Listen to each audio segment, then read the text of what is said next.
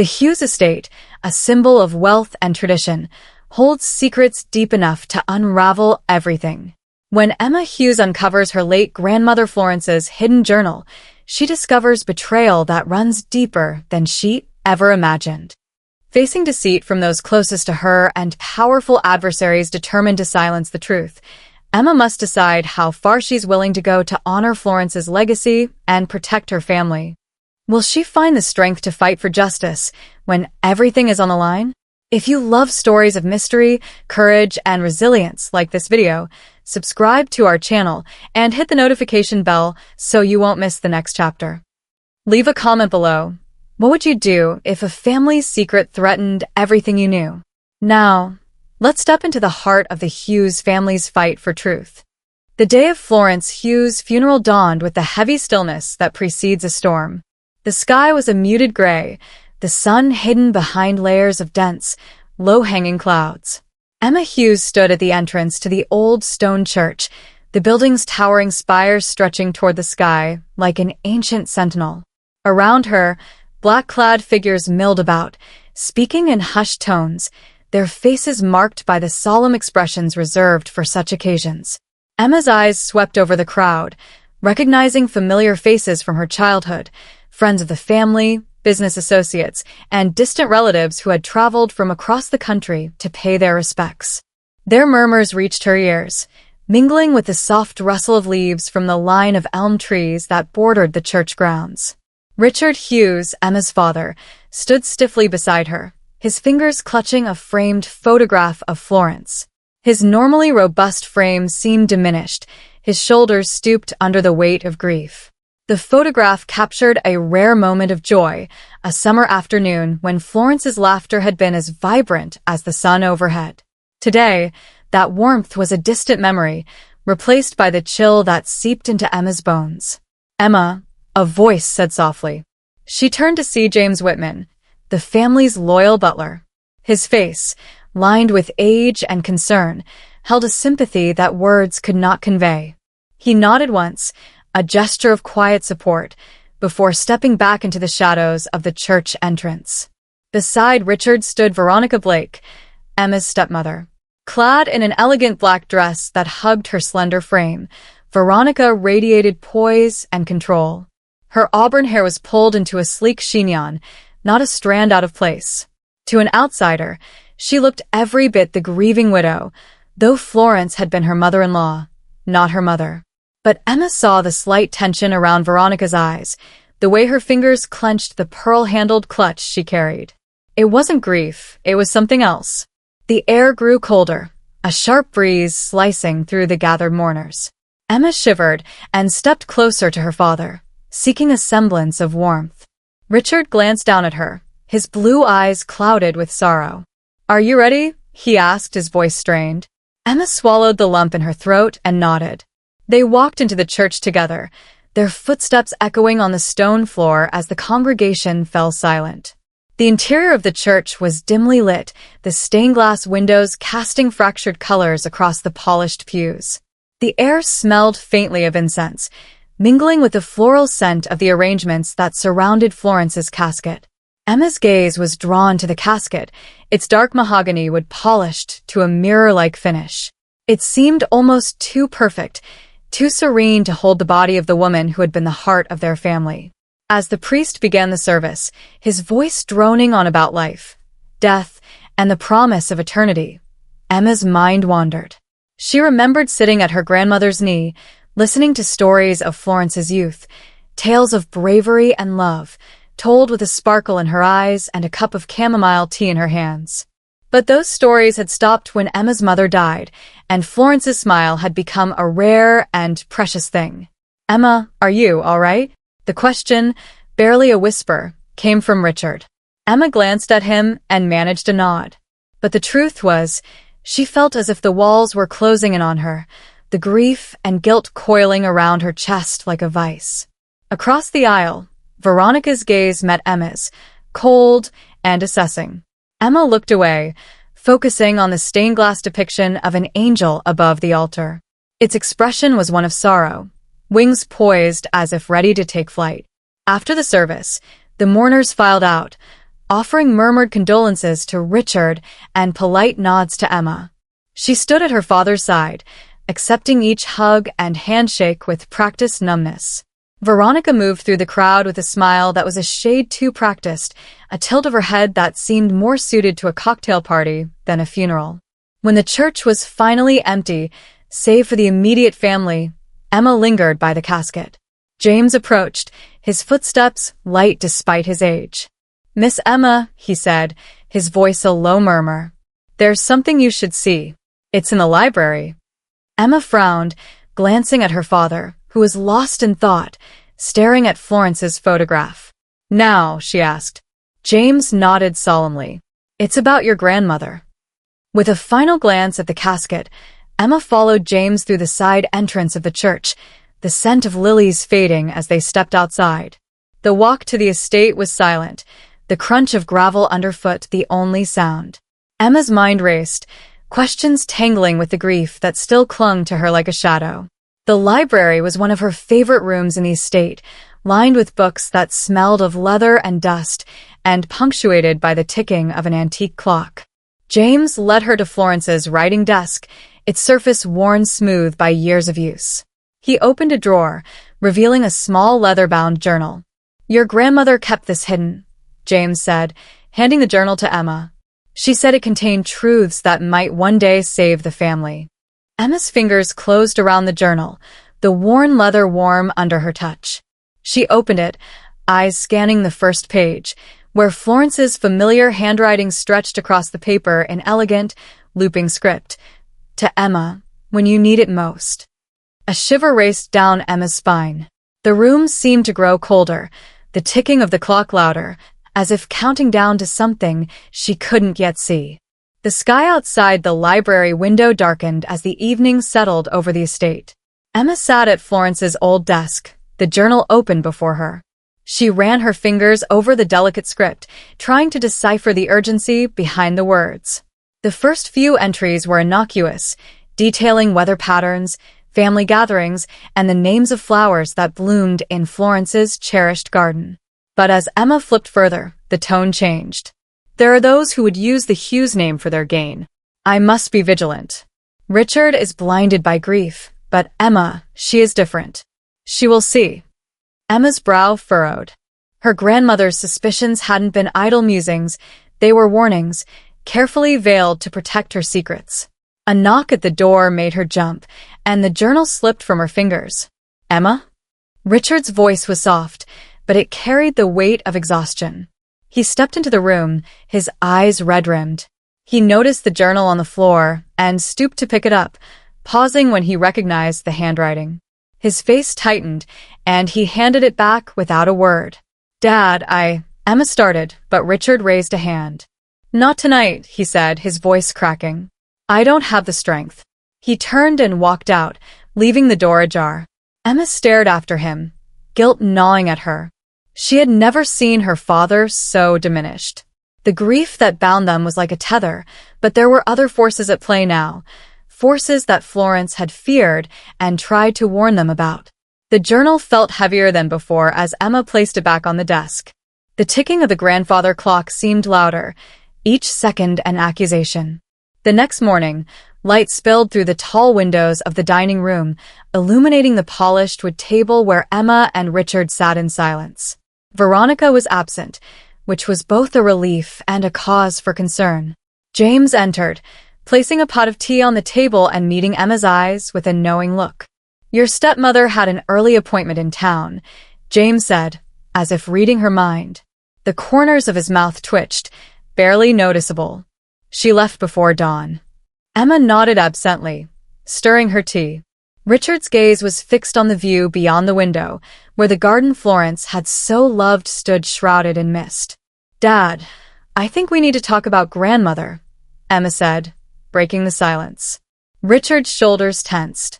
He turned, his expression unreadable. "What about her?" "She was worried before she died. About the estate, about us. I found her journal, and there are things in there." "Emma." Richard's voice was weary, his eyes searching hers for a moment before they clouded over. "Florence always worried. She was protective to a fault. But she's gone now, and we need to focus on moving forward. But Dad, I said enough, he said, more sharply than intended. He sighed, softening. Please, Emma.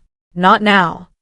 Emma bit back her frustration, nodding despite the unease that settled in her stomach. Richard stood and left the room, his steps heavy with the burden he carried. James cleared his throat, drawing her attention. Miss Emma, he said quietly, perhaps it's time you spoke with someone who knew Florence well, someone outside this house. Emma frowned. Who do you mean? Mrs. Evelyn Carter, James replied. She was one of your grandmother's oldest friends and confidants. If there's anyone who can shed light on Florence's fears, it's her. Emma's pulse quickened.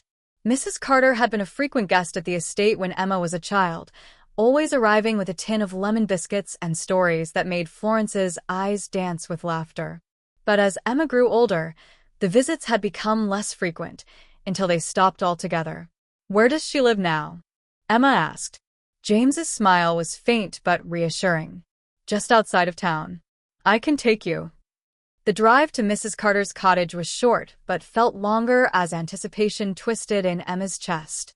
The scenery changed from the expansive estates and manicured lawns of her world to rolling hills and clusters of old trees.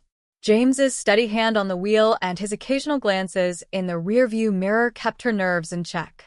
The cottage sat at the end of a gravel path, its stone walls covered in ivy and its windows framed by flower boxes that had started to wilt in the chill. Emma stepped out of the car, the crisp air biting at her cheeks.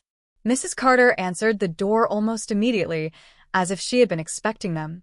She was older than Emma remembered, her hair now entirely white and her frame more delicate, but her eyes were just as sharp. Emma Hughes, she said, her voice warm despite the surprise in her expression. It's been too long. Emma smiled, feeling the tightness in her chest ease slightly. Hello, Mrs. Carter. I need to talk to you about grandmother. The woman's smile faltered, replaced by a look of understanding. Come in, dear.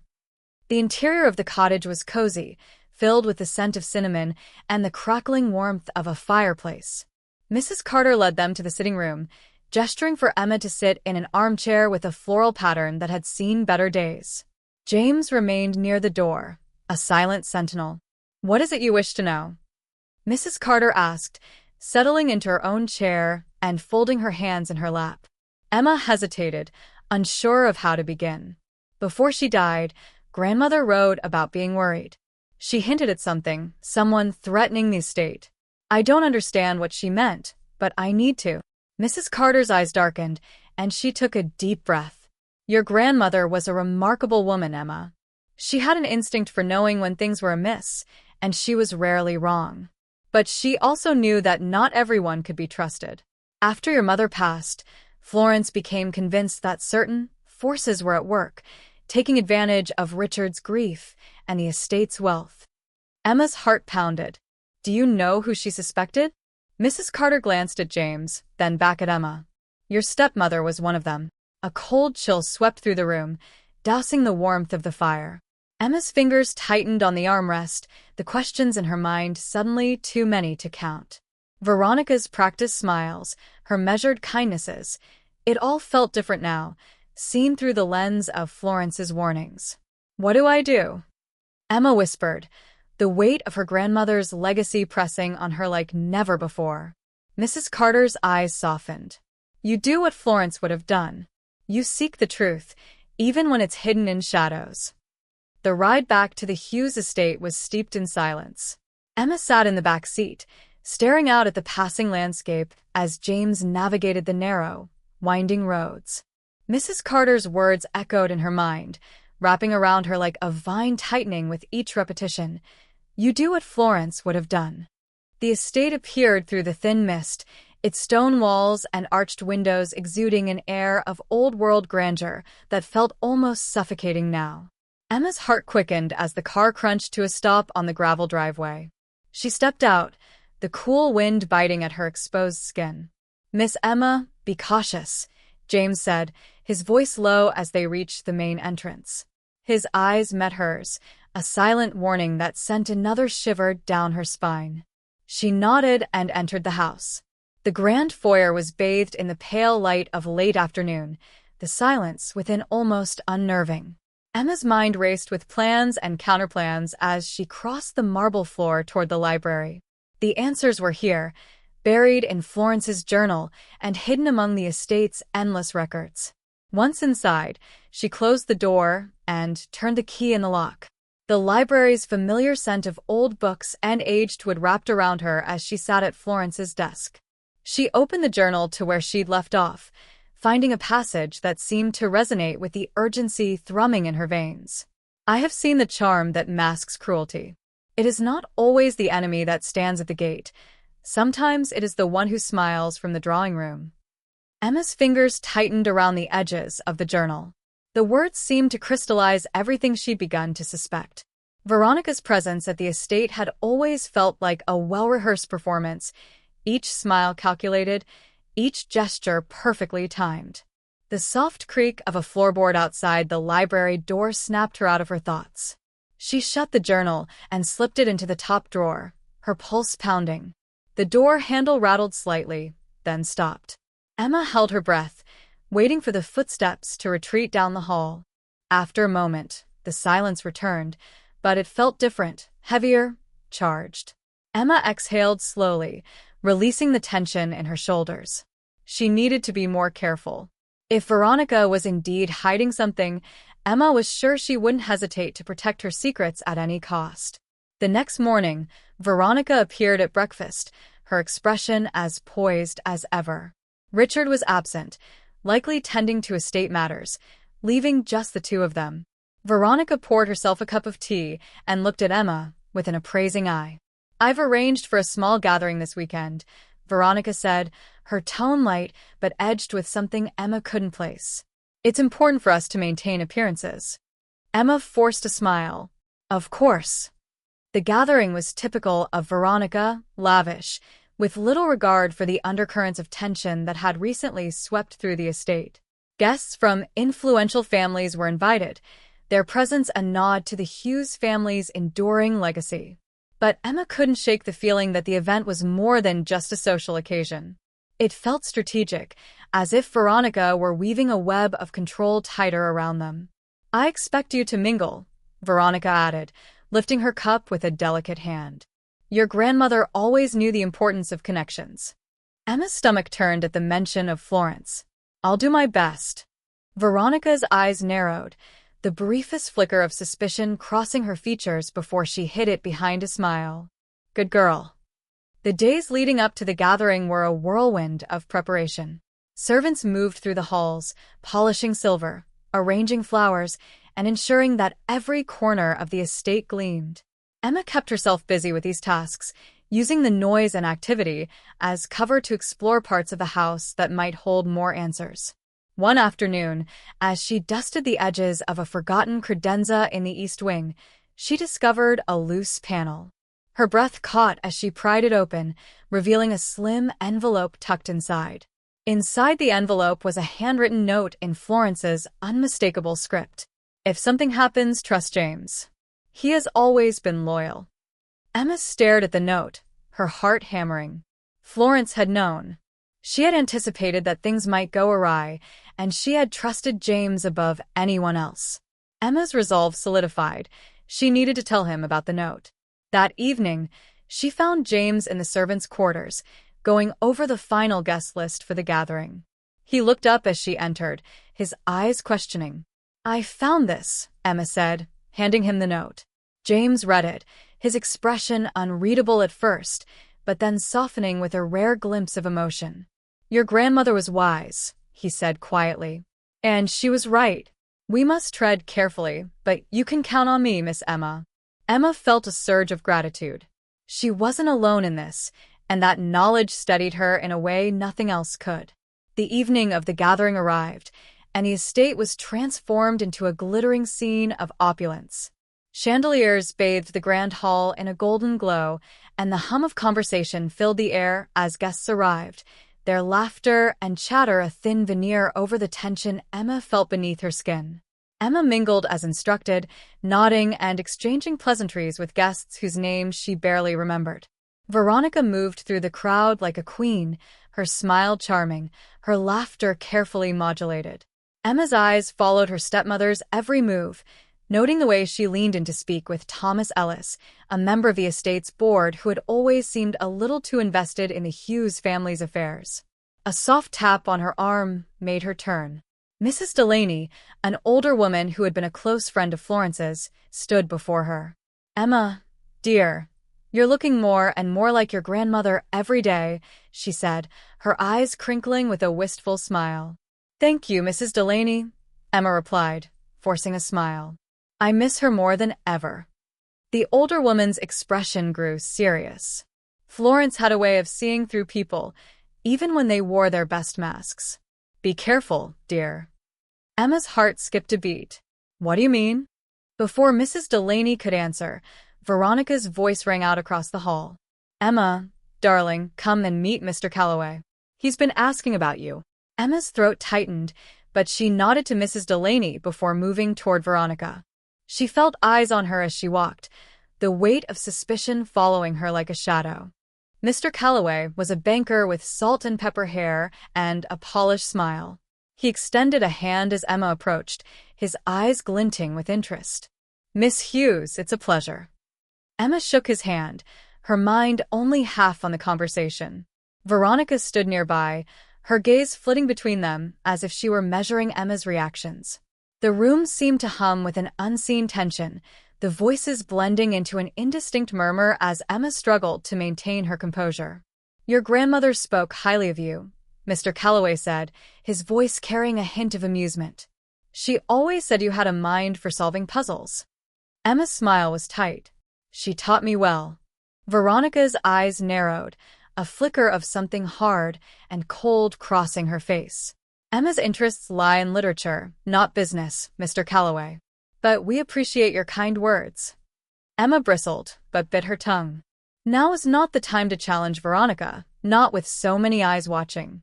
The rest of the conversation passed in a blur, and soon Emma excused herself, claiming a headache. She slipped out onto the terrace, the cool night air a relief against her flushed skin. The gardens stretched out before her, shadows dancing under the light of the moon.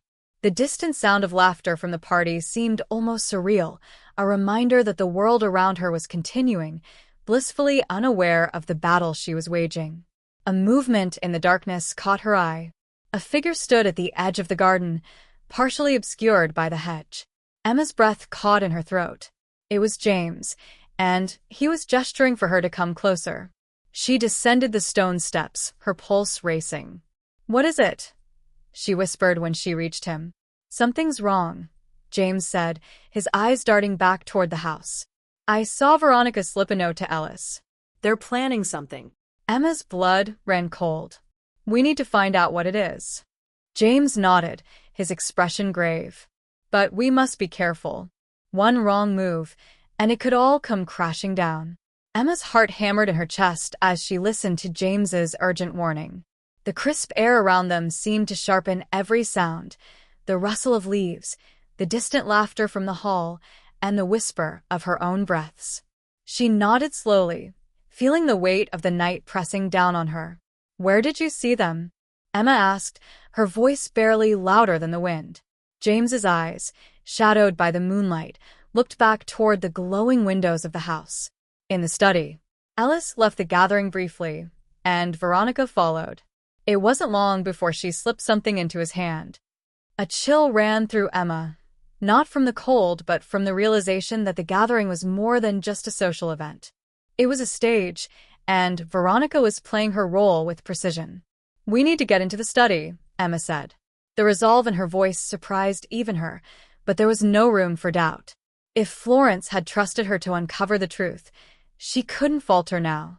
James nodded, the furrow of his brow deepening. "I'll distract anyone who comes by.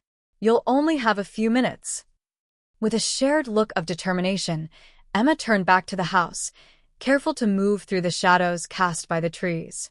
The sounds of music and laughter grew louder as she approached the side entrance.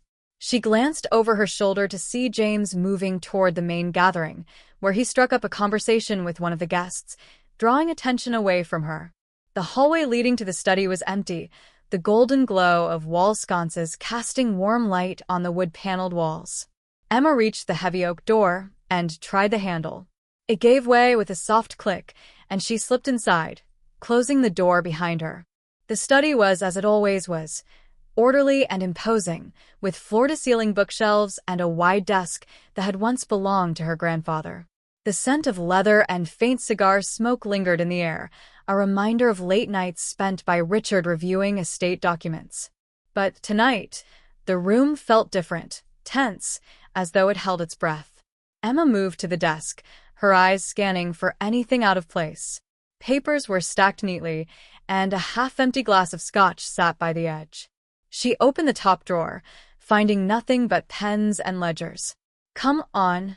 There has to be something," she whispered, moving to the side drawers. She slid one open, revealing a stack of correspondence. Her fingers sifted through the letters, pausing when she found an envelope addressed to Thomas Ellis. Esq. The handwriting was unmistakably Veronica's. Emma's pulse quickened as she carefully unfolded the letter. The contents were brief but damning, a series of dates and figures that matched entries in Florence's journal. It was a coded ledger, a trail of transactions that pointed to financial discrepancies stretching back years. A sound outside the door made her freeze. Footsteps approached, heavy and unhurried. Emma quickly folded the letter, slipping it into her dress pocket before pushing the drawer shut. She backed away from the desk, her eyes searching for a place to hide just as the doorknob turned. The door opened, and Ellis stepped inside, the light from the hallway casting his profile in stark relief. His eyes swept the room, narrowing when they landed on Emma. Surprise flashed across his face, quickly replaced by something colder. "Miss Hughes," he said, stepping further into the room and closing the door behind him. "I didn't expect to find you here." Emma forced a smile, trying to calm the thundering of her heart. "I needed a moment away from the noise," she said, gesturing toward the ballroom. "The library was occupied, so I came here." Ellis's lips curved into a thin smile, though it didn't reach his eyes. "The study is usually off-limits during gatherings. I hope you haven't been snooping." "Of course not," she said, her voice steady. "I just needed some quiet." He took a step closer, and Emma could smell the faint scent of cologne mixed with whiskey. His eyes held hers, searching for any sign of weakness.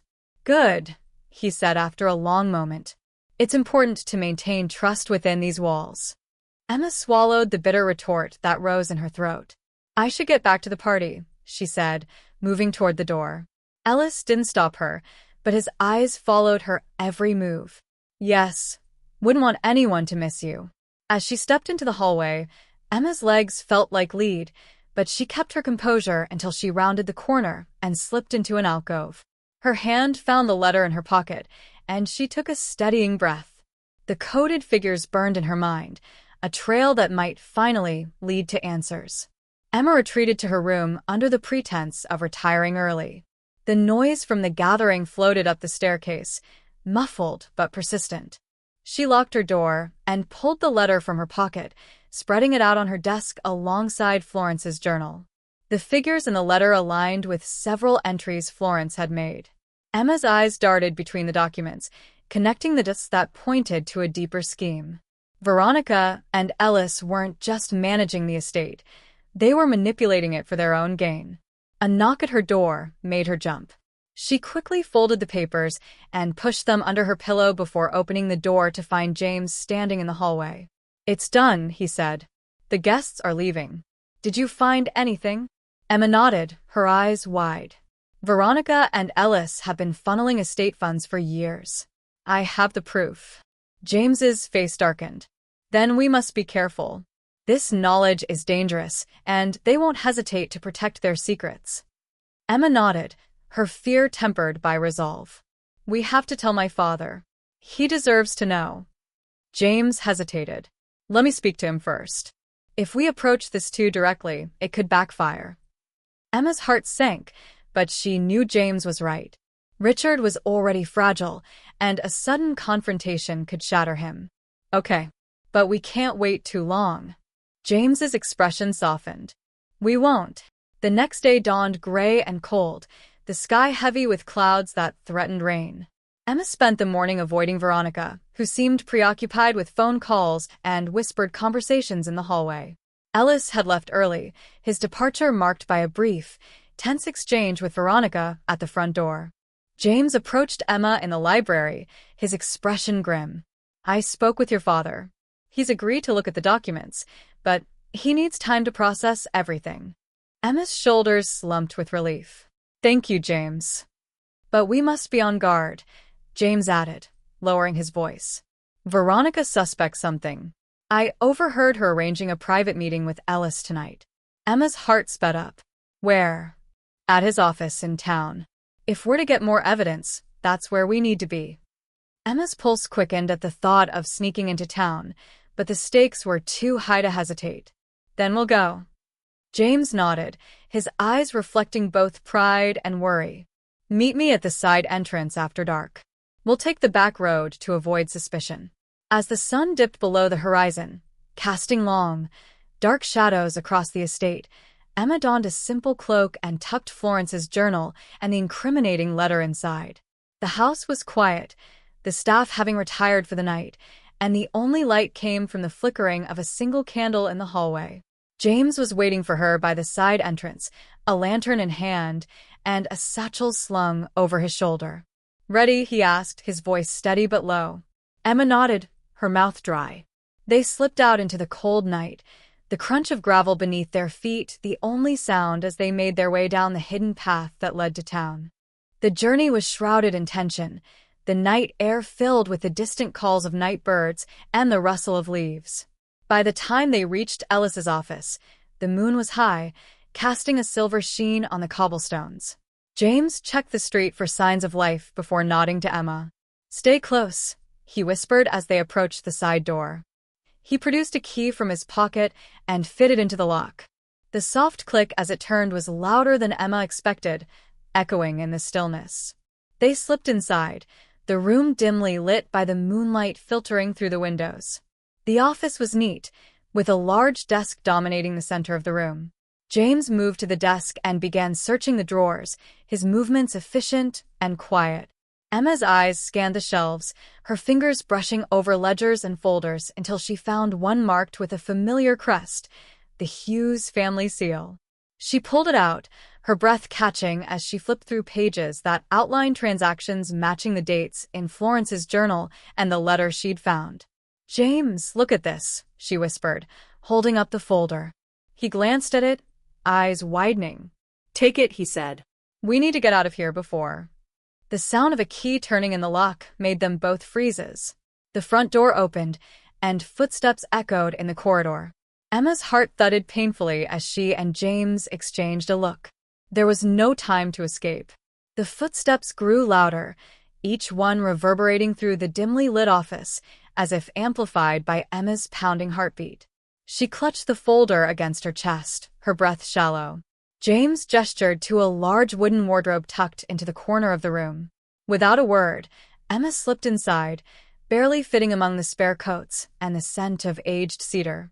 James closed the wardrobe doors just as the office light flicked on, flooding the room with a harsh glow. Emma pressed her ear to the thin crack between the doors, straining to hear. "Ellis, this had better be important," Veronica's voice said, sharp and laced with irritation.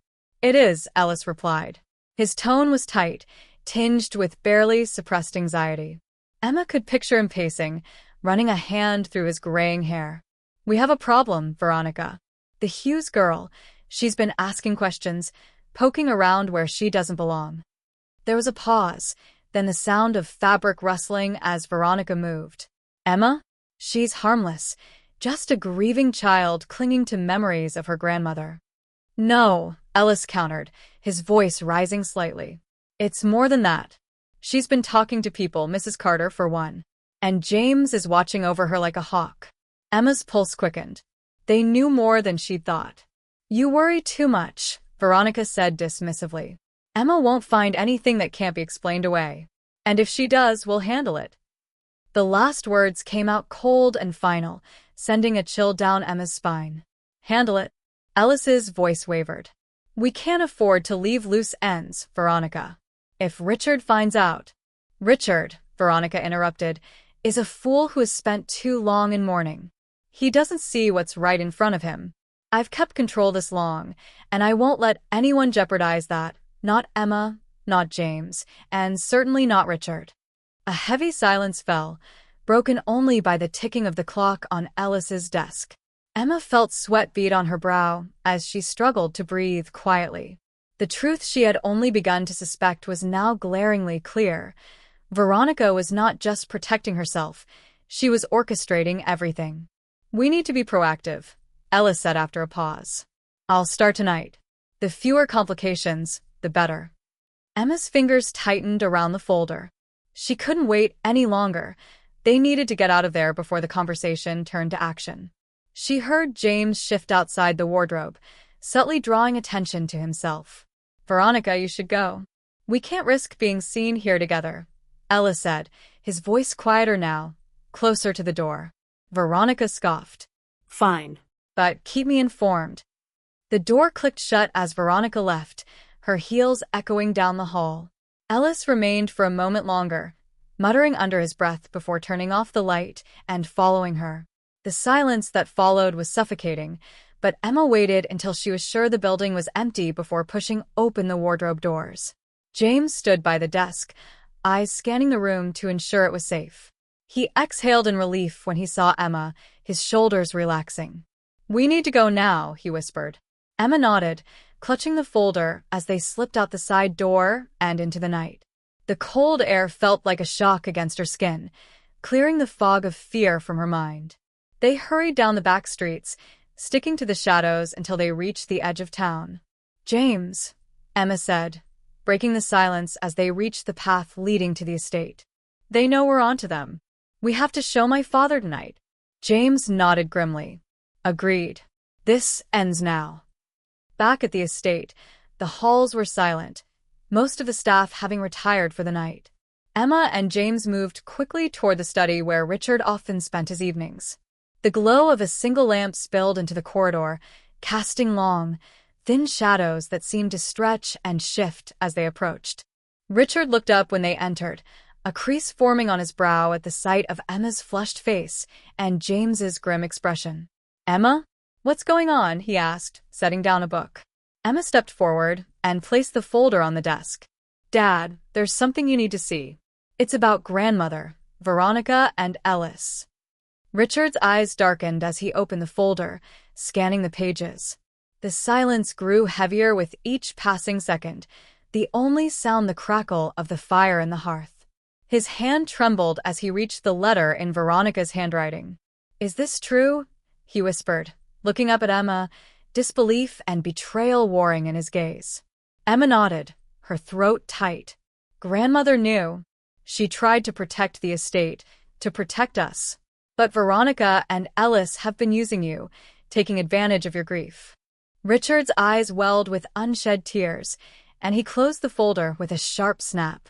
This is why she was so distant before she died, he said, his voice barely above a whisper. I should have seen it. It's not too late, James said quietly. But we need to act quickly.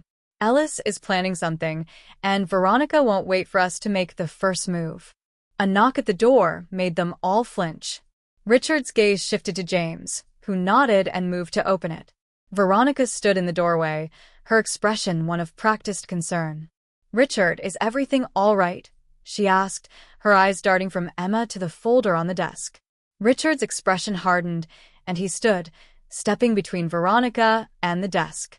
You tell me, Veronica. How long have you been betraying this family? A flicker of panic crossed Veronica's face, quickly replaced by a mask of confusion. Richard, I don't understand. What's going on?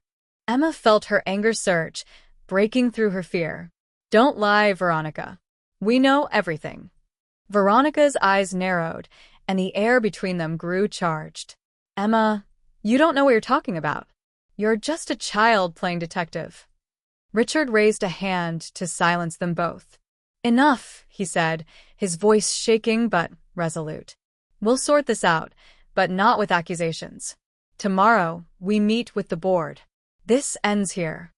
Veronica's smile faltered, and a spark of something dangerous flickered in her eyes before she turned and walked out, the echo of her footsteps carrying an unspoken threat. Emma couldn't sleep. She lay in bed, staring at the patterns the moonlight cast on her ceiling, her mind replaying the confrontation over and over. Every creak of the house, every whisper of wind outside her window made her heart race. She wondered if Veronica was plotting her next move, if Ellis was preparing for the meeting that could destroy them. A soft knock at her door made her sit up, her heart leaping into her throat. "Who is it?" she called, her voice tight. "It's James," came the reply. She exhaled and stood, opening the door to find him standing there, his expression tense. "I thought you should know.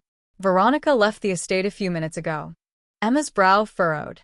"Where did she go?" "I'm not sure, but I saw her leaving with a suitcase," James said. "I've informed her father, but I wanted to check on you." Emma nodded, a mix of relief and worry swirling in her chest. "Thank you, James." He hesitated for a moment before speaking again. "Stay vigilant, Miss Emma. We're close, but it's not over yet." She nodded, watching as he disappeared down the hall. When she returned to her bed, the night felt even darker, weighed down by the knowledge that the next day would bring confrontation and consequences. Morning arrived cloaked in an overcast sky, the estate bathed in muted gray light. The board members assembled in the grand hall, their expressions a mix of confusion and apprehension. Emma stood with Richard and James at the front of the room, the folder of evidence clutched in Richard's hands. Ellis entered, his gaze flickering between Richard and the assembled board members. His smile was tight, forced. Veronica was notably absent, a fact that did not go unnoticed. "Richard," Ellis said, nodding in greeting. "What's all this about?" Richard's eyes were steely as he addressed the room. "We have uncovered evidence of fraud within the estate. Florence was aware of it before she died, and it implicates trusted members of this board." Murmurs erupted, and Ellis's smile fell. "What are you saying?" Emma stepped forward, holding Florence's journal for all to see. "Grandmother knew. She left us the trail, and we followed it." Richard opened the folder and began to read aloud, detailing the transactions and notes that connected Ellis and Veronica. The room fell into stunned silence as the weight of the accusations sank in. Ellis's composure cracked, his face flushing with anger. "This is preposterous. You're taking the word of a grieving girl and an old woman's ramblings?" "No," Richard said, his voice unwavering. "We have the proof, and this family will not be taken advantage of any longer." As the room descended into chaos, Emma felt a strange calm settle over her. They had made their stand.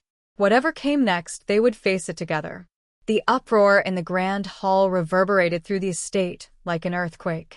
Board members shouted over one another, their voices blending into a cacophony of accusations and denials. Emma's pulse thudded in her ears as she scanned the room. The air crackled with tension so thick it was nearly tangible. Thomas Ellis stood at the center of the chaos, his eyes darting wildly as he struggled to maintain control. "This is nothing more than slander," he yelled, his voice breaking with the strain. "Richard, think about what you're doing. You're letting a child's paranoia drive a wedge into this family." Richard's jaw clenched, but he held his ground. "The evidence speaks for itself, Ellis. The numbers, the signatures, they all point back to you and Veronica. This stops today." A rustle of movement from the back of the room drew Emma's attention. Veronica had arrived, slipping in like a shadow. Her face was a mask of carefully constructed surprise, but Emma could see the hardness behind her eyes. She glided forward, her voice smooth and controlled.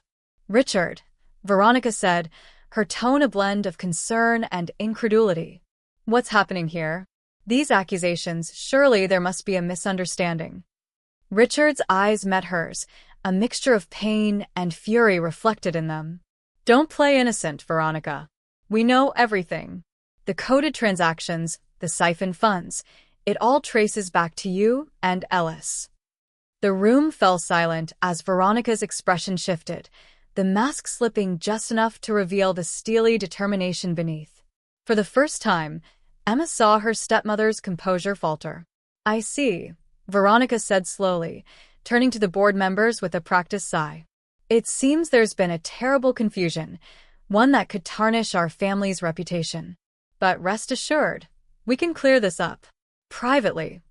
Emma's stomach churned at the attempt to control the narrative. "No, we're not hiding this anymore," she said, stepping forward. "Grandmother tried to warn us, and she paid the price for it." A murmur rippled through the room, uneasy and charged. Ellis's face turned an angry shade of red. "Enough. This is outrageous. I won't stand here and be accused without." "You'll stand here and face the truth," Richard said, his voice cutting through the noise. He looked to James, who nodded and moved to secure the doors, ensuring no one left until the meeting had concluded. Veronica's eyes narrowed. "You think locking us in here will solve anything? Richard, you're more desperate than I thought." "Desperate to protect what's left of this family's honor," Richard replied. His gaze softened as he turned to the other board members. "Florence spent her life upholding the integrity of this estate. I refuse to let her memory be tainted by greed and betrayal." Emma held her breath as Richard began reading from Florence's journal, the entries describing her suspicions and the coded notes that aligned with the financial records. The room was silent except for the soft crackle of the fire and the rustle of paper in Richard's hands. Mrs. Delaney, who had supported Emma from the beginning, stepped forward. "These allegations are grave, but if the evidence holds true, we must act." Thomas Ellis took a step back, the defiance in his eyes giving way to panic. "You can't believe this." Florence was losing her faculties toward the end. Everyone knew it. Emma's hands clenched into fists. "She wasn't losing anything. She saw you for what you are, a thief. She left everything behind, so we could find the truth." Veronica's composure slipped, her mouth thinning into a line. "Richard, think of what you're doing. The scandal this will bring, we could lose everything." Richard's face hardened. "The only thing I can't afford to lose is my conscience." Florence knew that better than anyone.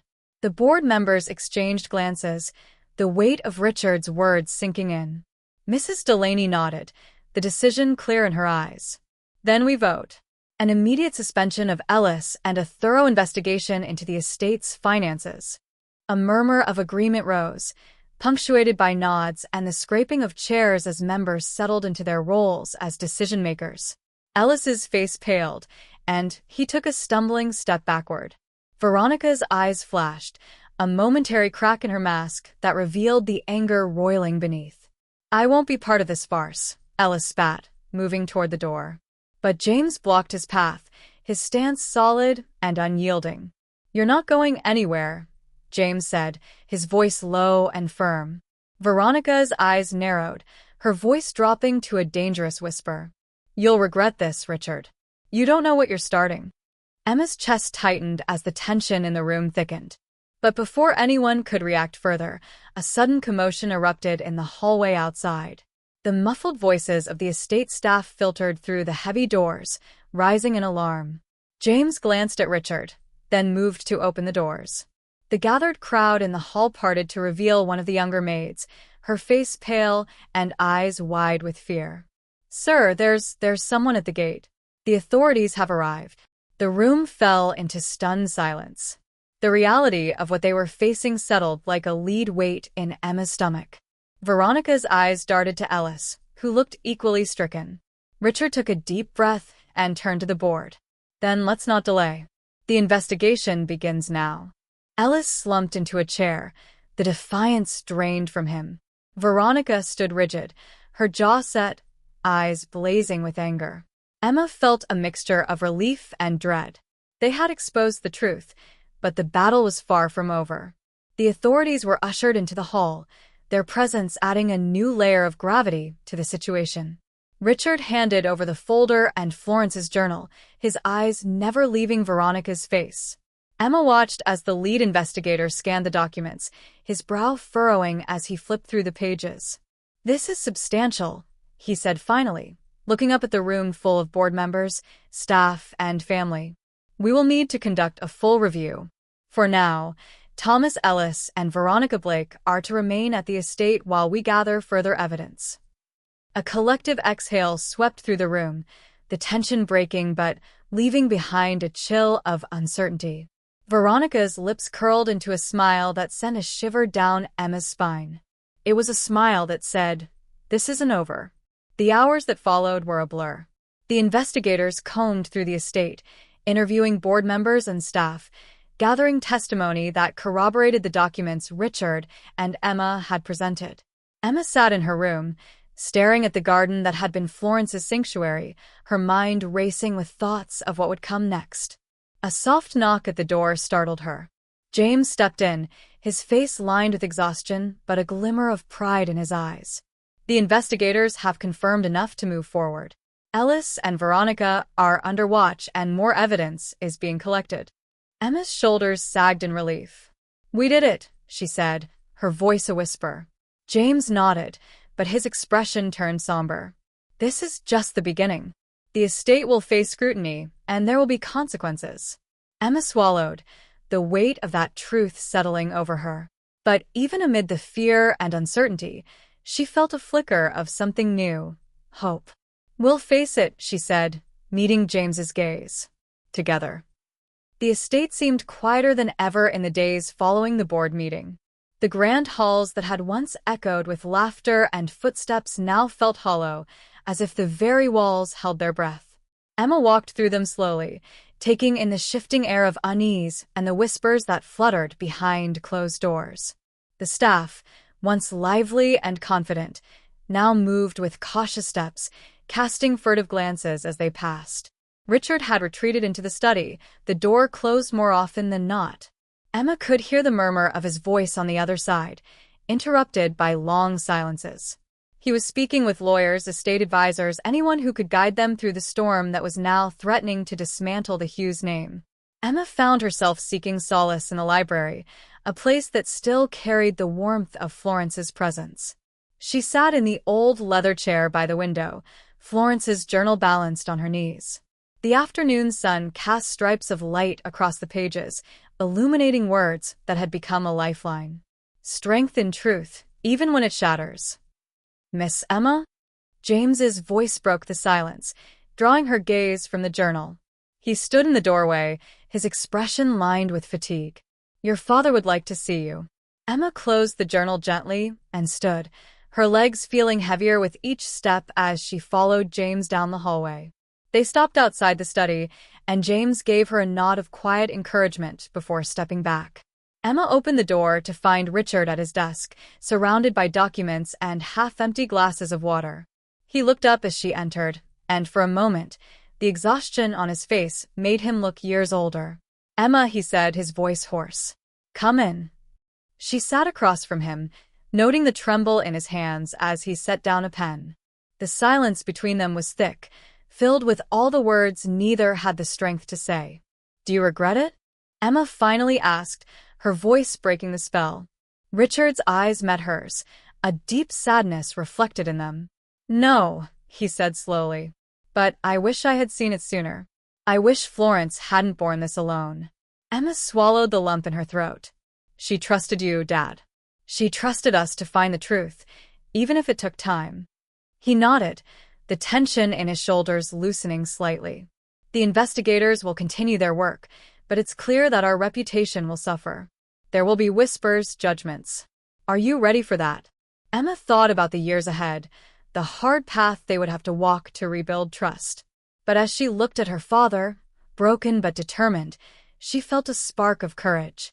"We'll face it. Florence didn't fight for us to hide now." Richard's lips pressed into a thin line, but a hint of pride flickered in his eyes. "Then we'll face it together." Chapter 26. The Silence Between. The days turned into weeks, and the estate remained under a watchful eye. Authorities came and went, carting away ledgers and documents that were catalogued as evidence.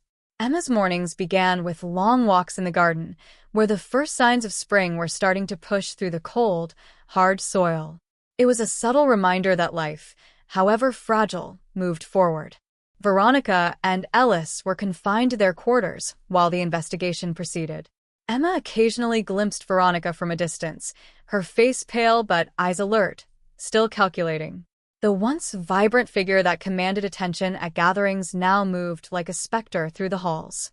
One afternoon, Emma found herself in the old parlor, a room rarely used since Florence's passing. The sunlight streaming through the tall windows highlighted dust motes dancing in the air. She ran her fingers over the faded brocade of the settee, memories of her grandmother reading aloud drifting through her mind.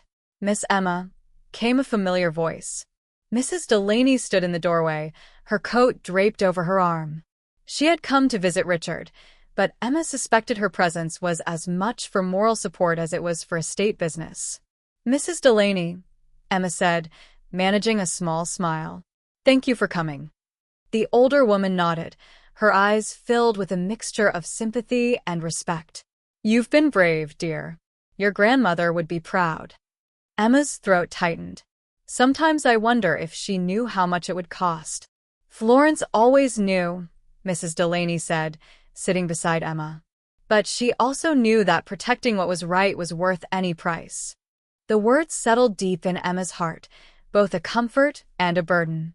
She nodded, brushing away the tear that threatened to fall. Late one evening, after the house had quieted and the staff had retired, Richard called Emma into the study. The fire crackled softly, casting flickering shadows on the bookshelves. He held a letter in his hand, its edges worn as if he'd been holding it for hours. "This came from one of Florence's old friends," he said, his voice low. "It details some of the things she confided in them before she died." Emma's eyes fell to the letter, and she saw the familiar handwriting of Florence's dear friend, Mrs. Carter.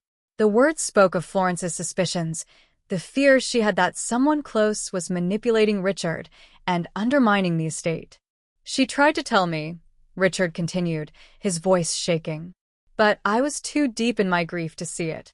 And when Veronica came, I thought she was a lifeline." "She was a trap," Emma whispered, her voice tinged with both anger and sadness. Richard looked up, his eyes glistening. "And it nearly cost us everything. I failed you. And I failed Florence."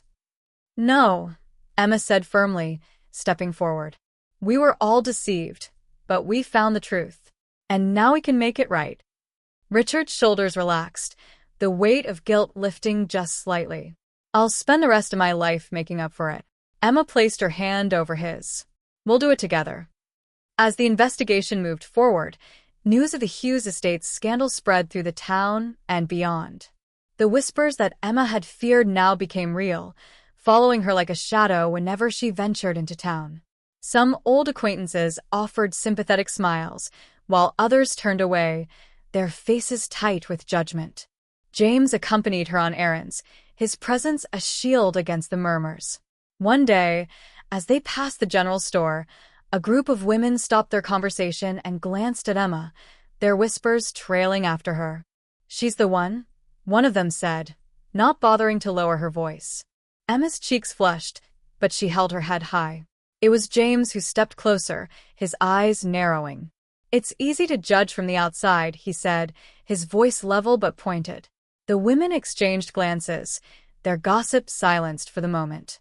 Emma looked up at James, gratitude warming the cold ache in her chest. "It'll pass, Miss Emma," James said as they continued down the street. "Truth always finds its way." She nodded, holding on to that hope as tightly as she could. The estate felt different as spring settled in, new buds sprouting on the rose bushes that had once been Florence's pride. Emma spent her mornings in the garden, tending to the plants as Florence had taught her. It was in those moments, with her hands in the soil and the scent of fresh blooms around her, that she felt closest to her grandmother. One morning, Richard joined her, standing quietly as she trimmed the overgrown branches. "The roses look good," he said after a moment. Emma smiled, a genuine one this time. "They remind me of her." Richard's gaze softened. "She'd be proud of you, of how strong you've been." Emma looked up at him, the air between them no longer filled with unspoken regret, but with the promise of moving forward. "We still have a long way to go," she said. "Yes," Richard agreed. "But we'll get there." In the distance, the sound of birdsong filled the air, mingling with the rustle of leaves and the whisper of hope that had begun to grow, fragile but resilient, in the heart of the Hughes estate. The spring evening settled over the estate with a chill that seemed to seep into Emma's bones. The quiet of the house, once a comfort, now felt suffocating. Every creak of the old wooden floors made her tense. Every whisper of wind outside her window stirred shadows that pricked at her anxiety. After dinner, Richard had retreated to his study, while Emma found herself drawn once more to the library. She paced the length of the room, her eyes falling on the familiar books that had once been a refuge for her and Florence during stormy nights. The memories were bittersweet now, shadowed by the weight of what they had uncovered. A knock at the door startled her, and James stepped inside, his expression serious but calm.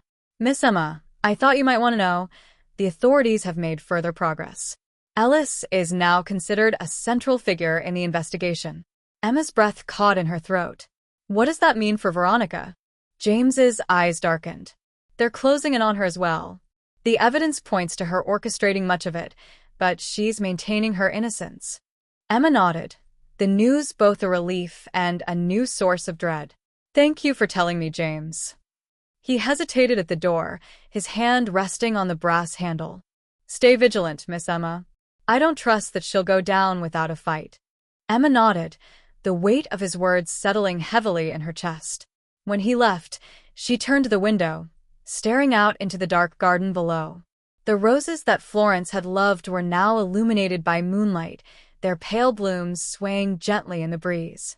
It was hard to believe that amidst such beauty, darkness could still find a foothold. The next morning, Emma woke to the sound of hurried voices outside her window.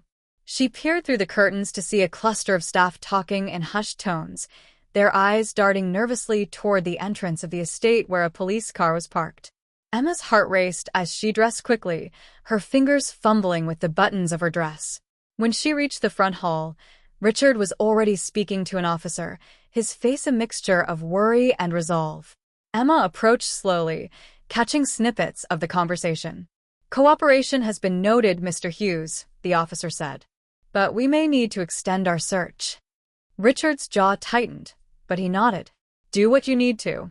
We have nothing to hide." The officer tipped his hat before stepping outside.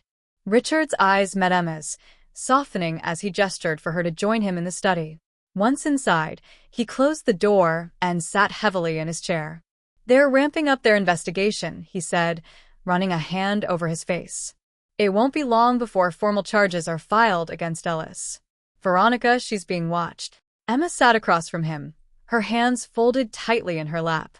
"And what about us? What happens when they're done here?" Richard sighed, the weight of the past months visible in the lines on his face. "We rebuild. We take whatever comes and make sure Florence's name is honored." A knock interrupted them, and Mrs. Delaney stepped inside. She held a folder in her hand, her expression serious. "I thought you should see this," she said, passing it to Richard. "It's from Florence's old contacts. They've come forward with information that could help clear the estate's name." Richard opened the folder, his eyes scanning the pages before he looked up, a flicker of hope lighting his features. "This is it. This could change everything." Emma leaned forward, her breath catching. "What is it?" "It's a set of documents that corroborate Florence's suspicions about Ellis and Veronica," Richard said. "It details the manipulation of estate assets and backroom deals that kept them hidden." Mrs. Delaney's gaze shifted to Emma. "Your grandmother had more friends than even she realized. They've been watching from the sidelines, and now they're ready to step forward." Emma felt a swell of gratitude so fierce it nearly brought tears to her eyes. Florence's fight wasn't just theirs anymore. It was shared by those who knew the truth and valued justice. The next few days were a blur of meetings with the authorities and quiet conversations behind closed doors. The tension in the air was palpable, a weight pressing down on everyone who stepped inside the estate. Staff members avoided eye contact, and even the creak of the floor seemed louder, more accusatory. One evening, as Emma was reviewing the documents with Richard and James, a soft knock at the door interrupted them. It was Mrs. Delaney again, her face pale and lips pressed into a thin line. "Veronica has requested a meeting," she said. "She wants to speak with you, Richard." A cold silence fell over the room. Emma's heart thudded in her chest, fear and anger warring for dominance. "Why now?" she asked. "She claims she wants to explain herself," Mrs. Delaney said, her eyes shifting uneasily. "It's your choice, but I advise caution." Richard looked at Emma, then at James, who gave a subtle nod. "I'll do it," Richard said, "but only if James stays in the room." The sun had dipped below the horizon by the time Richard entered the small sitting room where Veronica waited. She sat on a velvet chair by the window, the dying light casting long shadows across her face. She looked up as Richard stepped inside, followed by James, who stood silently by the door. "Richard," Veronica said, her voice soft, almost pleading. "Thank you for agreeing to see me."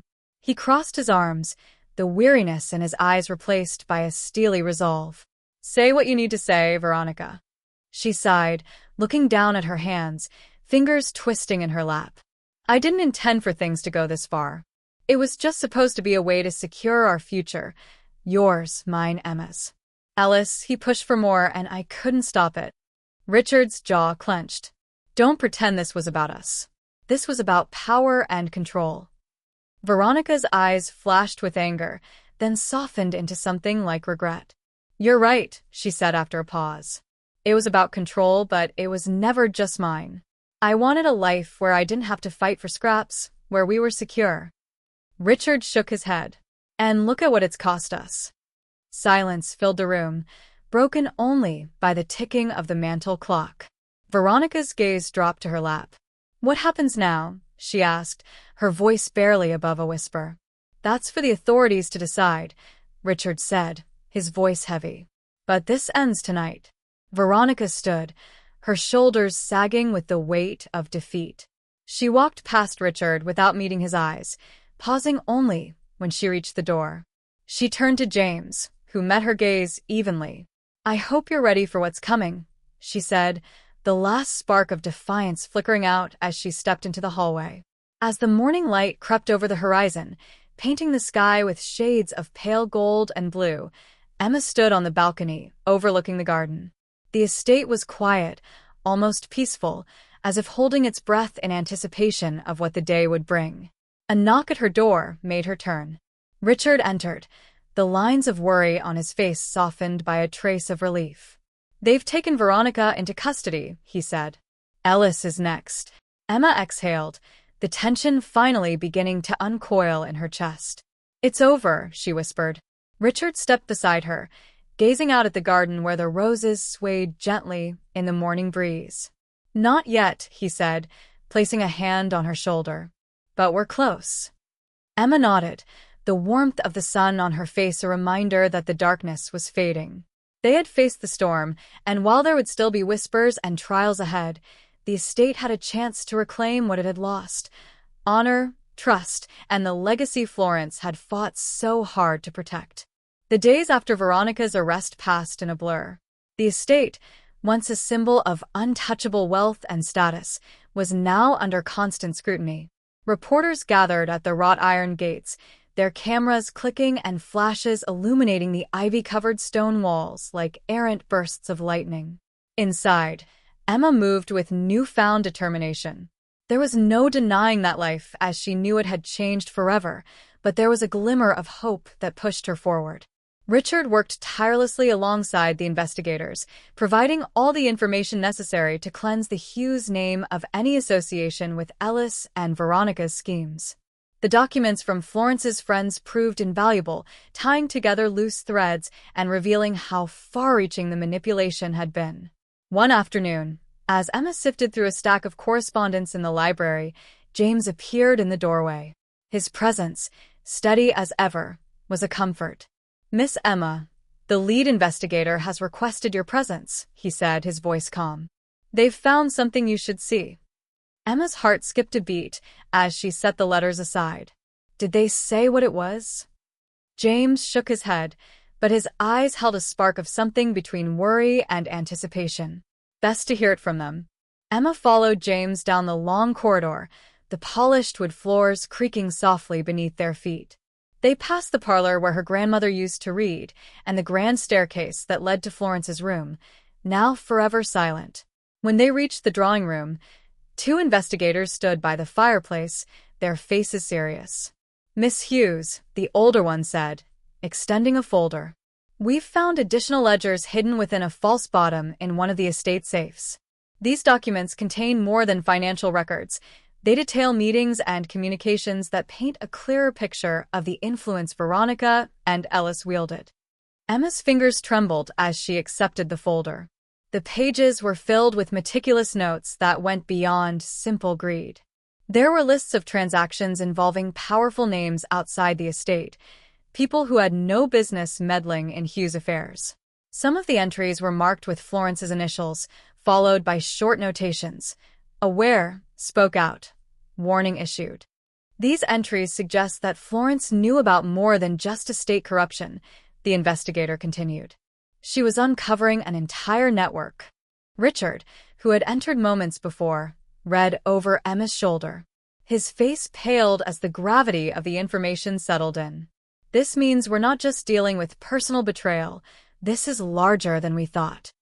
Emma swallowed hard, a cold shiver tracing her spine. Florence's fight had been more dangerous than any of them realized. The discovery of the new ledgers changed the scope of the investigation.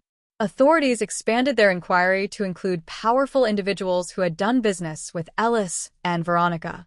The estate buzzed with the presence of lawyers and officials, each bringing more questions than answers. James watched over Emma with quiet vigilance, his eyes tracking anyone who approached her. One evening, as Emma sat in the library tracing the names in the ledger, he entered and closed the door behind him. "They're casting a wide net now," he said, his tone measured. "This could mean allies coming forward, but it could also mean we've drawn attention from people who don't want the truth revealed." Emma looked up from the pages, the dim light from the lamp casting shadows under her eyes. "Do you think we're safe?" James didn't answer immediately. "We will be, as long as we stay prepared." The idea that Florence's pursuit of the truth had extended far beyond the walls of the estate was daunting. Emma's mind raced through memories, trying to piece together signs she might have missed, the quiet conversations that would stop when she entered the room, the letters Florence never allowed anyone to see. A knock interrupted her thoughts, and Mrs. Delaney stepped in, her face flushed with urgency. "Emma, there's someone at the gates. He says he was a friend of your grandmother's and has information for you." Emma stood, exchanging a glance with James before nodding. "Bring him in." The man who entered was tall and wiry, with graying hair that brushed the collar of his worn coat. He introduced himself as Mr. Bennet, an old associate of Florence's from her charity work. His eyes were sharp, scanning the room before settling on Emma. "Your grandmother was a remarkable woman," he said, voice rough but respectful. "She helped more people than you know, and she was wise enough to anticipate trouble. That's why she trusted me with this." He reached into his coat and pulled out a small, bound journal, similar to the one Emma had found in Florence's desk. "This is hers, the real one." Emma's breath caught as she accepted the journal, the leather worn and familiar. She opened it to see Florence's neat handwriting, detailing her discoveries in greater depth than the other journal had. The entries were raw and urgent. May 10th, Ellis met with unknown financiers. They're planning something beyond simple theft. June 15th, Veronica has been emboldened. Her connections run deeper than I feared. I must warn Richard, but he's too blinded by grief to see. Tears pricked Emma's eyes as she read, Florence's voice echoing in her mind. Richard, who had been reading over her shoulder, whispered. She knew. She knew everything, and she kept fighting. The revelations in the journal set off a cascade of events. The authorities, armed with Florence's first-hand account, made quick work of expanding their investigation. High-profile figures were called in for questioning, and the media attention intensified. One evening, as Emma sat with Richard in the study, James entered with a grim expression. There's been an attempt to delay the proceedings. Someone influential has pulled strings to stall the investigation. Richard's jaw clenched. Who? James shook his head. We don't know yet, but it shows we're on the right track. Emma felt a chill settle in her chest. They were closer than ever to the full truth, but it was clear that the forces at play were not going to back down easily. The battle that had started with whispers and hidden ledgers had grown into a fight against an unseen, powerful network. Emma stood, determination hardening in her chest. We can't let them win. Florence didn't, and neither will we. Richard nodded, the shadow of grief replaced by resolve. We'll see this through, no matter the cost. The morning sun rose sluggishly over the Hughes estate, casting a pale light on the grounds that had become a hub of scrutiny. The influx of officials and whispers of high-profile figures involved in the investigation added layers to the tension that coiled through the halls. Emma sat by the library window, watching as another black car pulled up to the gate, its passengers stepping out with stiff postures and unreadable expressions. James entered the library, carrying an envelope that had been delivered moments earlier. His brow furrowed as he handed it to her. This arrived by special courier, Miss Emma. I checked its origins. It's from one of Florence's former legal advisors. Emma's fingers trembled as she opened the envelope, revealing a letter that explained what she had feared. Florence's investigation had touched on not only the estate's inner circle but powerful external players. Names associated with government contracts and wealthy donors were interwoven with the finances Ellis had manipulated. One name stood out in particular, a financier known for influencing local politics, Jonathan Price. Richard appeared in the doorway just as Emma finished reading. His eyes, heavy with fatigue, fixed on her as she passed him the letter. He read it quickly, his expression darkening with each line. This is bigger than the estate, Richard said, his voice quiet but fierce. Florence wasn't just protecting our family, she was protecting everyone who had been caught in their schemes. Emma's heart ached at the thought of her grandmother facing that knowledge alone, the burden pushing her to act with such discretion. We have to bring this to the authorities. They need to know who they're really dealing with. James nodded. I agree. But we must be careful. This isn't just about justice anymore. It's about safety. The more we reveal, the more desperate they might become. Emma spent the next few days reaching out to contacts that had worked with Florence, hoping to piece together the final missing parts of the puzzle. Some were hesitant, their voices laced with caution, but others, inspired by Florence's legacy, came forward willingly. One such ally was Eleanor Ford, a prominent social worker who had collaborated with Florence on community initiatives. Eleanor visited the estate under the guise of delivering documents, but as soon as she was inside the safety of the study, she spoke freely. Florence knew that Ellis wasn't acting alone, Eleanor said, placing her bag on the desk and pulling out folders marked with handwritten notes. These are records of donations and sponsorships that came through Ellis and were funneled into dubious projects. Florence asked me to keep these in case anything ever happened to her. Emma leafed through the documents, each page filled with information that tied Ellis and Veronica to Price and other figures in the financial world. The more she read, the more the magnitude of their operation became clear. This wasn't just about wealth, it was about influence, control, and silencing opposition. Richard stood behind Emma, his hand resting on her shoulder. Florence knew who to trust, he said, glancing at Eleanor. And so do we. Eleanor's eyes softened. She would have wanted you to continue her work, Emma. To see it through, no matter the risks. The breakthrough brought a surge of hope to the estate, but it also came with an edge of danger. As more names were connected to the scandal, the response from those implicated grew more aggressive. James, ever vigilant, doubled the security around the house, and Richard began meeting only in the estate's secured rooms. One night, Emma was in the library reviewing Florence's journal when James burst in, his usually composed demeanor cracked by urgency. Miss Emma, you need to come with me. Now, he said, his tone leaving no room for argument. Emma stood, her heart thudding as she followed him into the hallway. Richard joined them, eyes wide with concern. What's going on? There's been a threat, James said. A warning left at the gate, a note pinned to the iron with a dagger. Richard's face darkened, a mixture of fear and anger. What did it say? James's voice lowered, careful even within the confines of the house. It was simple. Stop, or more than your estate will fall. The weight of the threat settled over them like a dark cloud. Emma's mind raced with the implications. They were closer to the truth than ever, but the stakes had just become higher. Florence's fight had never been without peril, but now it felt like her shadow had stretched over all of them. "We can't let them intimidate us," Emma said, more to herself than anyone else. The fear in her chest hardened into determination. If we stop now, everything she did was for nothing. Richard nodded, the fire in his eyes sparking back to life. Then we move forward. Together. Richard made the bold decision to go public, calling a press conference on the estate grounds. The idea was to put pressure on those involved and show that the Hughes family would not be silenced. Emma stood beside her father as reporters gathered on the lawn, their faces expectant and curious. The air was thick with anticipation, the gray clouds overhead mirroring the tension. "My family has faced many challenges in recent months," Richard began, his voice steady as he looked out at the sea of cameras. "We've uncovered corruption that goes beyond our estate, involving figures who believed they were untouchable. But we will not be intimidated. Florence Hughes fought for this community, and we will honor her legacy by bringing the truth to light." Emma's chest swelled with pride as Richard continued, outlining the facts without fear.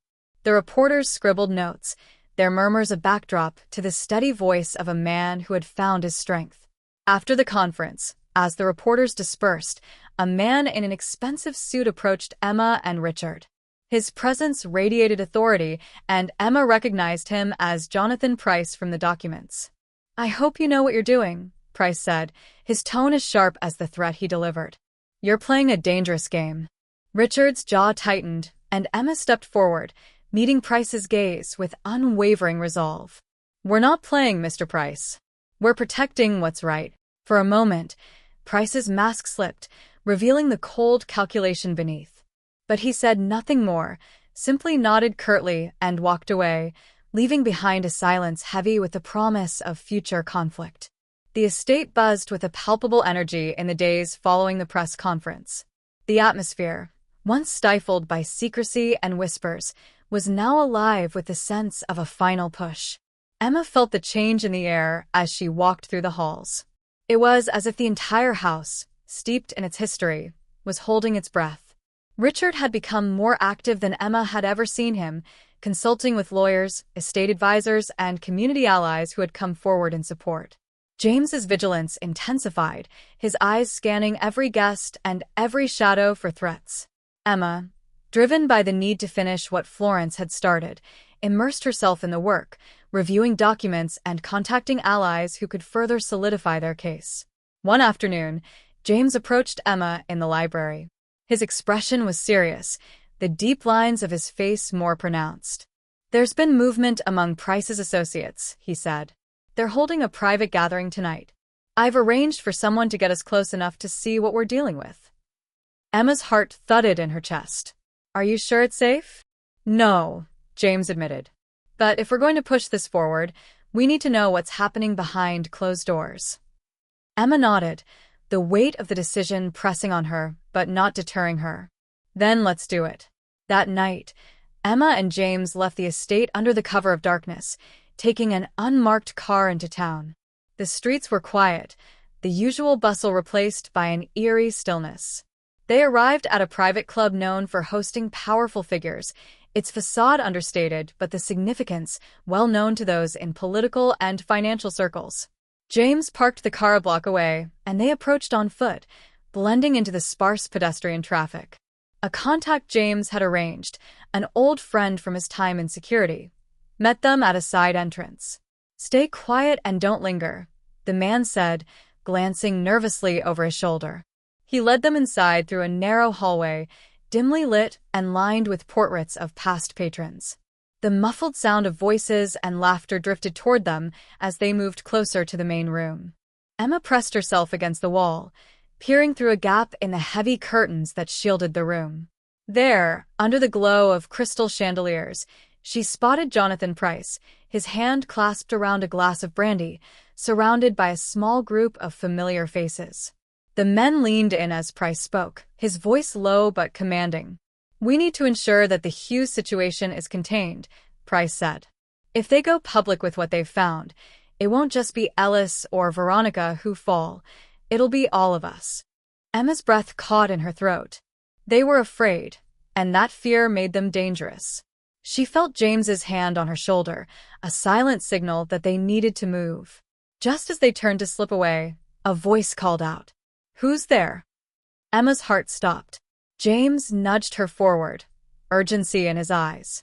They darted down the hall, footsteps echoing behind them as the voices in the room grew louder. They reached the side door, their breath coming in quick gasps as they pushed outside into the cold night air. "Go," James whispered harshly, guiding Emma back to the car. They slid into the seats just as a figure appeared in the alley, silhouetted by the dim light. The car roared to life, and they sped away, leaving the club and its secrets behind. Back at the estate, Emma and James recounted what they had overheard to Richard. His expression hardened as he listened, the gravity of their findings deepening the lines on his face. "It's clear they're preparing for a fight," Richard said. "We need to strike first, or this will spiral out of control." Emma nodded, the fear in her chest tempered by resolve. They spent the following day compiling their findings, supported by the network of allies that had come forward. Florence's journal entries, the newly discovered ledgers, and now their first-hand account from the club all painted a damning picture. Mrs. Delaney arrived at the estate that evening, bringing more documents that corroborated their findings. "The community is behind you," she said to Richard and Emma. "They trusted Florence, and they trust you." Emma felt a surge of gratitude, strengthened by the knowledge that they weren't alone.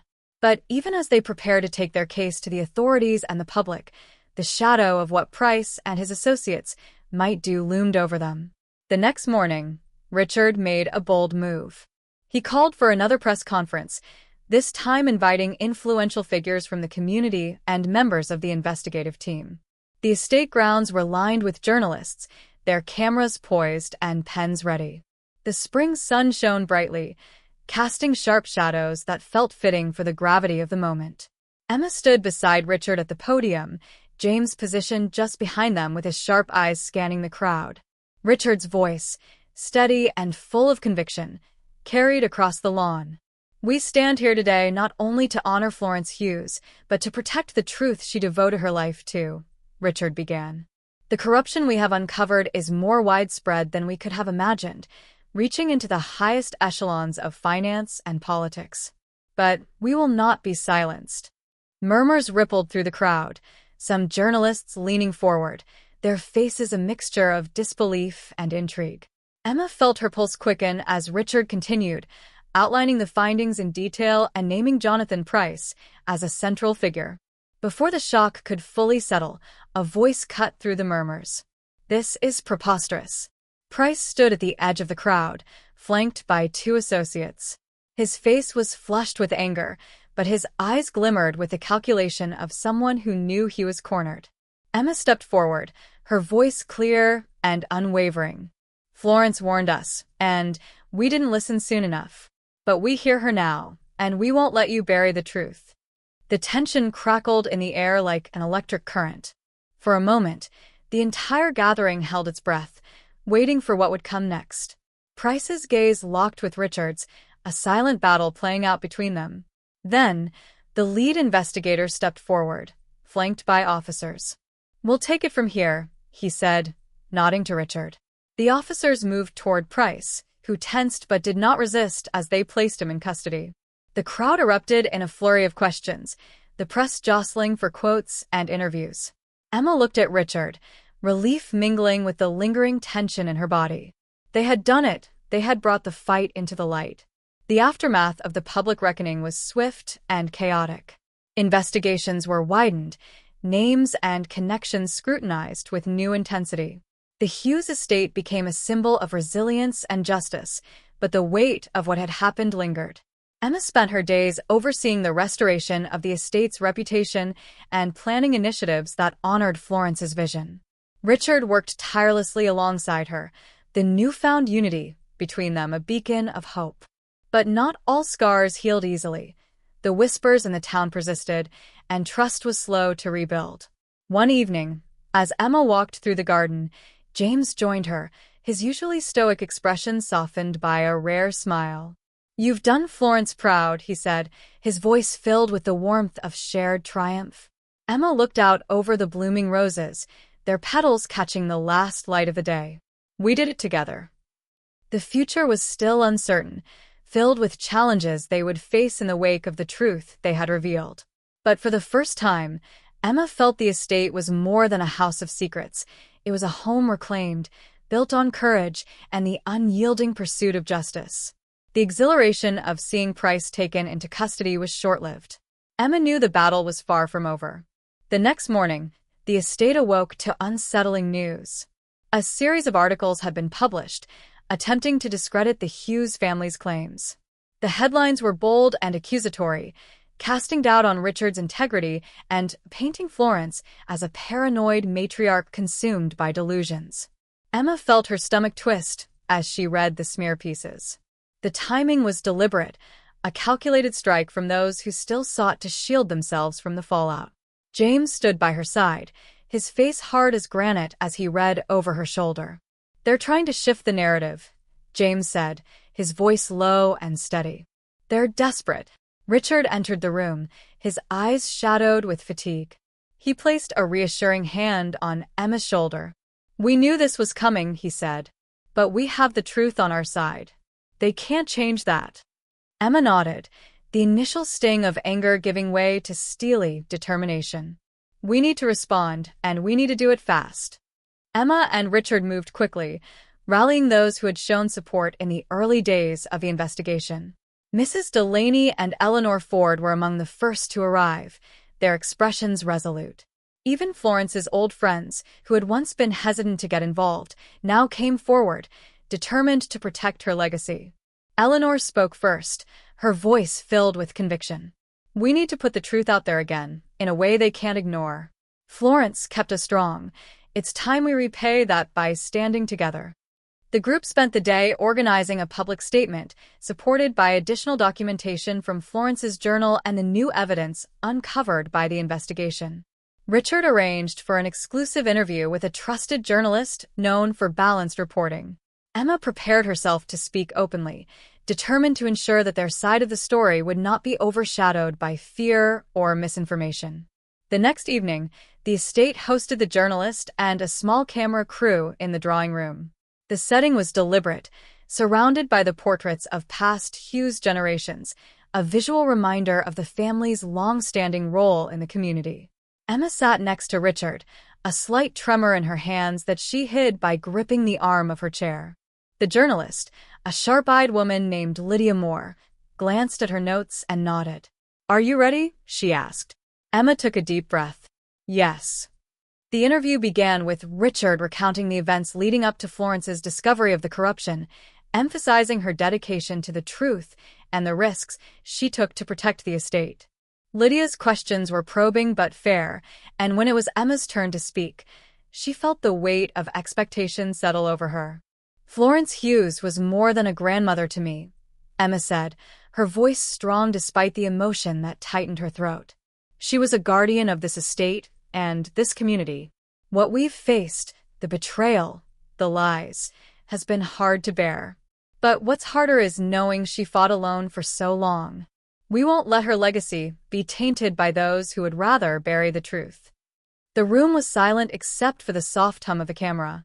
Lydia nodded, seeming to sense the sincerity in Emma's words. "And what do you say to those who question the legitimacy of your claims?" Emma met Lydia's gaze directly. "I say they should look at the evidence. Florence's words, the ledgers, the accounts, they tell a story of resilience and courage, not paranoia. The truth speaks for itself, even when some wish it wouldn't." The interview concluded, leaving behind an air of solemnity and quiet resolve. The footage would air the next day, a counter to the smear campaign that sought to weaken their cause. Later that night, Emma couldn't sleep. The interview replayed in her mind, mingled with the fear that it might not be enough to shift public opinion. She rose from her bed and made her way to the library, the moon casting long silver streaks across the floor. James was there, standing by the window with his arms crossed. He turned as she entered, his expression softening. "Couldn't sleep either?" he asked. Emma shook her head. "I keep thinking about how much Florence sacrificed and how close we came to missing it all." James walked over and placed a hand on her shoulder. "But we didn't. You didn't. Florence knew you would be the one to see this through." Emma's eyes glistened, but she held back the tears. "I just hope we can finish what she started." James nodded, his voice steady. "We will. The truth has a way of coming out, even when it's buried deep." The silence between them was broken only by the distant rustle of the garden outside, the roses swaying gently in the breeze as if Florence herself were there, offering her silent support. The interview aired the following evening, broadcast to a captivated audience. Richard's voice carried the weight of years spent rebuilding himself, while Emma's words shone with the fire of youth and conviction. The response was immediate. Letters of support began to arrive, along with calls from those who had been skeptical, but now reconsidered their positions. Jonathan Pryce and his associates remained silent, their threats tempered by the tide of public scrutiny that now turned against them. The investigation moved forward with renewed vigor, and within days, charges were formally announced against Pryce and others involved in the broader conspiracy. The estate was quiet the morning after the news broke. Emma stood in the garden, her eyes scanning the horizon as the first light of dawn painted the sky in hues of pink and gold. Richard joined her, the weariness in his eyes softened by a rare smile. "It's over," he said, the words carrying the weight of relief and sorrow. Emma looked at him, then at the roses that had begun to bloom once more. "No, Dad." "It's just beginning. We have so much to rebuild, but now we can do it without fear." Richard nodded, his gaze turning to the house where Florence's portrait hung in the main hall. "For her. For all of us," Emma said, feeling the ache in her chest ease, replaced by a steady, hopeful beat. The dust of the investigation settled slowly, but life at the Hughes estate began to return to a new kind of normal. The sprawling mansion, once heavy with secrets and betrayal, now held an air of quiet determination. The charges against Jonathan Pryce and his associates sent shockwaves through the community, exposing the extent of their reach. It was a victory that came at a cost, but it was one that Emma and Richard embraced, knowing it was necessary to protect Florence's legacy and their family's future. The townspeople, once wary and quick to whisper behind their backs, began to soften. Neighbors who had kept their distance now sent letters of support, and community leaders reached out to Richard, expressing admiration for their bravery. It wasn't unanimous. There were still those who doubted, clinging to the skepticism born from years of whispered rumors. But the tide was turning. Emma found herself at the forefront of a new chapter for the estate. She worked tirelessly alongside Richard to implement new practices that emphasized transparency and community involvement. They established scholarships in Florence's name, aimed at supporting young people with a passion for social justice and community building. One afternoon, Emma stood by the window of the library, watching the first guests arrive for the opening ceremony of the Florence Hughes Memorial Foundation. The event marked the culmination of months of rebuilding and healing, both for the estate and the people who had been impacted by the scandal. James entered the room, his presence steady and reassuring. "The guests are arriving, Miss Emma. Are you ready?" Emma turned to him, a soft smile playing on her lips. "As ready as I'll ever be. Thank you, James, for everything." James's eyes, usually serious, held a glimmer of warmth. "Florence would be proud of you. And so am I."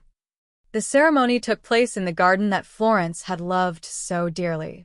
Rows of chairs lined the path leading to a small stage draped in white linens. The roses, now in full bloom, stood as vibrant reminders of resilience. Emma felt a rush of emotion as she took her seat beside Richard. The ceremony began with speeches from community leaders and old friends of Florence who spoke of her unwavering dedication and the sacrifices she had made to uphold the values she cherished. When it was Emma's turn to speak, she stood at the podium, the whispers of the garden and the rustle of leaves a comforting backdrop. Florence Hughes was more than the matriarch of this estate, Emma began, her voice clear. She was a beacon of strength and integrity. She believed that truth and justice were not just words, but a way of life, even when that path was difficult and dangerous. She paused, her gaze sweeping over the guests. Some faces were familiar, old friends of Florence, while others were new, young people, eager to learn from her legacy. When we uncovered what had been hidden, we faced fear, betrayal, and doubt. But we also found courage, not just in ourselves but in the community around us. This foundation is not just a tribute to Florence, it's a promise. A promise that we will continue her work, protecting the vulnerable and speaking out for what is right. Applause broke out, some guests wiping tears from their eyes. Richard's expression was full of pride, a rare light in eyes that had seen so much grief. In the weeks that followed the ceremony, the estate settled into a new rhythm. Emma took on a larger role, overseeing the projects funded by the foundation and forging partnerships with community leaders. The mansion's doors, once closed to outsiders, were now open for tours and educational programs that shared Florence's story and the history of the Hughes family's commitment to justice. Richard, too, found a new sense of purpose. He worked closely with Emma, the distance that had once marked their relationship now bridged by shared resolve. On the days when the memories of Florence weighed heavily on him, Emma would remind him that their work was what she would have wanted. One afternoon, as they reviewed plans for a new scholarship, Richard put down his pen and looked at Emma. "I didn't realize how lost I was until I saw you take charge, Emma. You brought back the fight in me. Thank you." Emma's eyes shimmered with emotion. "We're doing this together, Dad. Just like Florence would have wanted." The simple words carried a profound truth. They had come through betrayal, loss, and uncertainty, and now stood on the other side stronger and united. One warm spring evening, Emma walked through the garden, the soft scent of roses filling the air. She found James standing by the edge of the pond, hands clasped behind his back as he gazed at the reflection of the moon on the water. "James," Emma said, joining him, "what will you do now that things have settled?" He glanced at her, a rare smile touching his lips. "I'll stay, if you'll have me. The estate needs watchful eyes, and I can't think of a better place to be." Emma's smile widened, the tension in her chest easing. "We'd be lost without you." A comfortable silence settled between them. The night was peaceful, the gentle rustling of leaves a reminder that the darkest storms could give way to calm. For the first time in what felt like an eternity, Emma let herself breathe deeply, the weight of her grandmother's legacy no longer a burden, but a source of pride. Florence used to say that the garden was where she found her peace, James said, breaking the silence. She believed that if you cared for something, it would flourish. Emma looked out at the roses, their petals turned toward the night sky. "Then we'll keep caring for it. For her, and for us."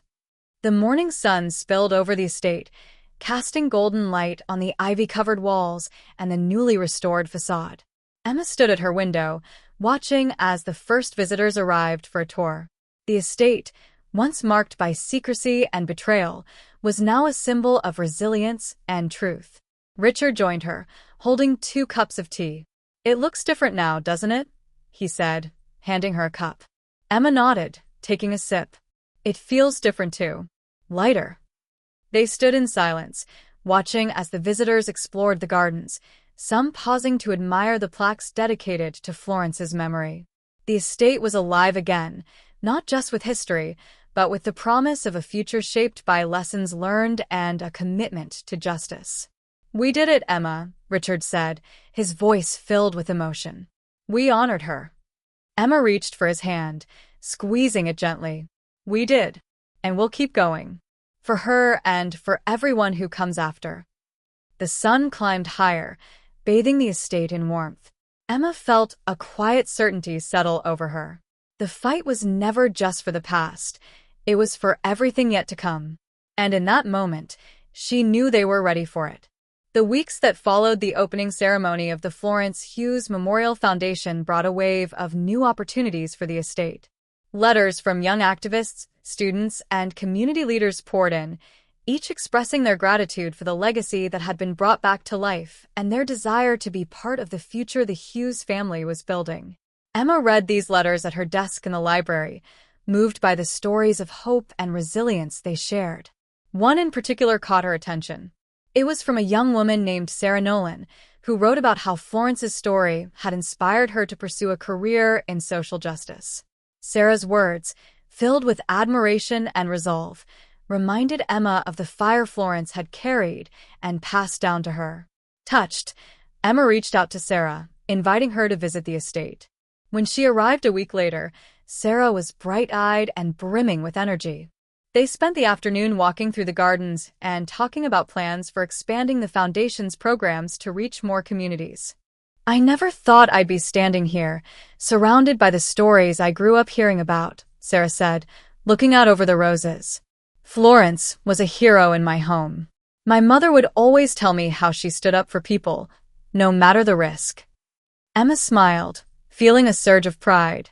She was, and she still is, through everyone who continues her work. The connection with Sarah was a reminder that Florence's fight had resonated far beyond the estate's walls. It was a beacon for those who sought justice and truth, even in the face of powerful opposition. Richard spent more time away from the study, stepping back into the community that Florence had cherished. He met with local leaders, attended town meetings, and supported initiatives that benefited those who had once relied on Florence's advocacy. Each interaction rebuilt bridges that had eroded during the years of isolation and secrecy. At one town hall, Richard stood at the podium, a place that had once felt foreign and intimidating to him. Now, with Emma by his side and the Foundation's supporters filling the room, he spoke with a voice unburdened by doubt. "We're here not just to remember Florence, but to follow her example," he said, glancing at Emma, who nodded in encouragement. "This estate will no longer be a symbol of division or secrecy. It will be a place where everyone is welcome, where justice is more than an ideal, it's an action." The applause that followed was loud and heartfelt. Richard's eyes glistened with gratitude as he looked out over the crowd. For the first time in years, he felt whole. One late afternoon, Emma ventured into the attic, a place she hadn't visited since Florence's passing. The dim space was cluttered with trunks, old furniture, and memories wrapped in dust and time. She ran her fingers over an old photo album, its leather cover cracked and warm under her touch. She flipped through the pages, smiling at photographs of Florence with her arm draped over Richard's shoulders during a community event and laughing with Emma as a young girl, covered in flour from a baking mishap. The moments captured were pieces of their life before everything had changed, before secrets and betrayals had strained their bond. A creak behind her made Emma turn. Richard stood at the top of the stairs, his eyes soft with nostalgia. "I haven't looked at those in years," he said, walking over to stand beside her. Emma held up the album, a bittersweet smile on her face. "It's time we remember more than just the hard times." Richard reached out, turning a page to a photo of Florence in the garden, kneeling next to the first rose bush she planted. "She always said the roses taught her patience," he said, his voice thick with emotion. "That they bloomed in their own time, no matter how much you wished for them to hurry." Emma looked at the photo, Florence's smile wide and unguarded. "We learned that, too," she said softly. The estate's transformation was complete by the time summer rolled around. The garden, once tended solely by Florence, now thrived under the care of volunteers and young gardeners inspired by her legacy. The Foundation had grown beyond the estate, reaching neighboring towns and funding projects that supported education and social programs. To celebrate this new chapter, Emma and Richard organized a community event, a day where the estate would open its doors to anyone who wished to visit, hear Florence's story, and see firsthand the work that had been inspired by her. The day of the event dawned bright and clear, the sky an unbroken expanse of blue. Emma stood at the gates with James and Richard, welcoming guests as they streamed in. Some came out of curiosity, others with stories of how Florence had helped them or their families. The air was filled with laughter and the sound of children playing in the garden. As the sun began to set, Casting the estate in hues of gold and amber, Emma took the stage set up at the heart of the garden. She looked out over the crowd, the roses surrounding them a testament to Florence's enduring spirit. Today, we celebrate more than just a legacy, Emma said. We celebrate the strength of a community that stood together, even when it seemed impossible. We honor the sacrifices of those who came before us and the resilience that carries us forward. Richard stood beside her, his expression one of deep pride. The crowd erupted in applause, and as Emma stepped down, she felt the warmth of her father's embrace. "Florence would have loved this," he whispered. Emma looked up at the sky, the last light of day fading into twilight. "She's here," she said, her voice steady, "and she always will be." As Emma stepped down from the stage, the applause ringing in her ears and the roses swaying gently in the evening breeze, she felt a deep sense of fulfillment. The estate had become not just a place of reflection, but one of hope and renewed purpose. Richard smiled at her, a sparkle in his eyes that spoke of pride and healing. The crowd slowly began to mingle, sharing stories and laughter, their voices blending with the music that played softly in the background. If you've been inspired by this journey of resilience, family, and justice, and want to follow more stories like this one, don't forget to like this video and subscribe to our channel. Hit the notification bell so you never miss an update. Join us as we continue to share tales that inspire and uplift. Emma looked out at the garden, feeling the warmth of Florence's spirit around her. This was just the beginning of a legacy that would continue to grow, with every story shared and every voice heard.